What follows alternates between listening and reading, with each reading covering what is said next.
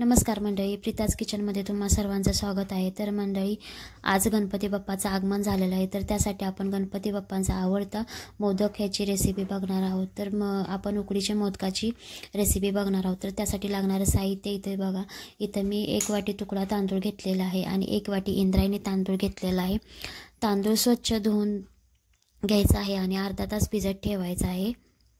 तांदूळ भिजत ठेवल्यानंतर त्याला अर्ध्या तासानंतर पाण्यातनं काढून मग त्याला एका कॉटनच्या कापडावर पसरून ठेवायचं आहे। फॅन खालीच पसरून ठेवायचं आहे आणि वाळवून घ्यायचं आहे।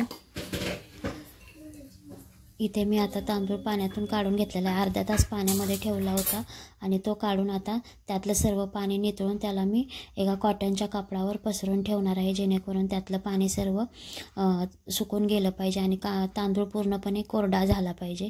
तर इथे पसरून घेतलेला आहे आणि वाळून झाल्यानंतर त्याला आपण घरातील गिरणीवर किंवा बाहेरील गिरणीवर आणलं तरी, दळून आणलं तरी देखील चालेल किंवा मिक्सरवर दळलं तरी देखील चालेल। हे मी घरातील गिरणीवर दळलेलं आहे आणि एकदम बारीक असं दळलेलं आहे। तर 2 वाटीचं एवढं पीठ झालेलं आहे आणि त्यात आता मी 1.5 ग्लास पाणी ठेवलेलं आहे आणि त्याच्यामध्ये 2 चमचे दूध टाकलेलं आहे। इथे मी बटर टाकलेलं आहे। तुमच्याकडे जर तूप असेल तर तुम्ही तूप देखील टाकू शकता, पण बटरने त्याची टेस्ट अनेक छान लागते। तुम्ही या पद्धतीने करून बघा, तुम्हाला देखील आवडेल। तर याच्यामध्ये तांदूळ मी टाकून घेतलेलं आहे पीठ आणि ते व्यवस्थित हलवून त्याची एक 2-3 मिनिटे वाफ काढून घ्यायची आहे। तोपर्यंत आपण सारणाची तयारी करून घेऊया। तर सारण करण्यासाठी मी इथे 1 ते 1.5 वाटी खोबऱ्याचा चव घेतलेला आहे, ओल्या नारळाचा, आणि त्याच्यामध्ये 1 वाटी गूळ टाकत आहे। गूळ मी थोडासा कमी टाकलेला आहे, कारण आमच्या घरात थोडंसं गोड कमी खातात। तुम्ही तुमच्या अंदाजाने गूळ टाकू शकता। आणि आता हे व्यवस्थित हलवून घेऊन त्याच्यामध्ये वेलची पूड टाकून घ्यायची आहे आणि गूळ सगळा वितळून द्यायचा आहे। आणि त्याच्यामध्ये मी बटर टाकलेलं आहे। याच्यामध्ये देखील तुम्ही तूप टाकू शकता, पण बटरने टेस्ट खूप छान येते। तुम्ही करून बघा। आणि हे व्यवस्थित आपलं सारण झालेलं आहे। इकडे आपलं पीठ देखील छान वापरलेलं आहे। तर आता ते आपल्याला एका ताटामध्ये काढून पसरट ताटामध्ये काढून घ्यायचं आहे आणि छान मळून घ्यायचं आहे। त्याचा गोळा तयार करायचा आहे। त्याच्यामध्ये अजिबात गाठी होऊन द्यायच्या नाहीत, जेणेकरून आपल्याला पारी एकदम व्यवस्थित करता येईल। तर इथे मी मळून घेतलेलं आहे। चांगलं मळून एकसंत असं मळून घ्यायचं आहे।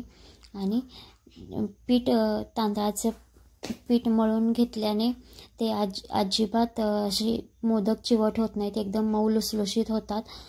तर इथं पीठ मळून झालेलं आहे। तर आता आपण मोदक करायला घेऊया। तर मोदक करण्यासाठी मी मोदक पात्राला तूप लावून घेतलेलं आहे।